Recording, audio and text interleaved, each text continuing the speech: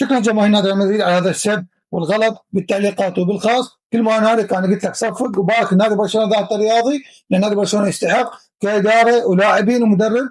احنا الصراحه ما نستحق شيء صراعات بين اللاعبين، مدرب كله صوت بيه واداره تعبانه. فكل ما هنالك انا حكيت الواقع والصراحه، مو دور التفاؤل، بس انت عقليتك غلط وحاول تراجع نفسك. حياكم الله، عندنا اخبار حلوه المنتخب العراقي، خلي لايك ويلا نطير.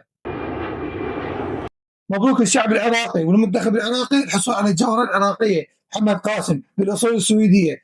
أي وأخيرا الحصول على الجواز العراقي من السفارة الأمريكية. شكرا على هذا الرجال، شكرا كل من ساهم وساعد في إحضار وتمثيل اللاعب محمد قاسم للمنتخب العراقي، ويا رب يكون إضافة حلوة. جبناكم وقت راحتكم، بس أنا أدري هذا العراق كله مهم بالنسبه لكم، ولذلك انتم ما عندكم فرحانين باللاعب وفرحانين باللي سويته. تعبكم راحه.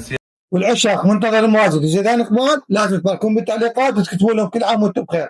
اليوم عيد ميلاد كل من زيدان اقبال ومنتظر الماجد. اليوم دخل زيدان اقبال عمر 23 ومنتظر الماجد دخل ال 21. فيا ربي عمر النسر ان شاء الله، وتقدمون شيء حلو لمنتخبنا الوطني بنهايه كاس العالم. وهنا انا اطلب منكم واسالف مشتركه بنهايه كاس العالم، لايك وفولو ويلا نهبط.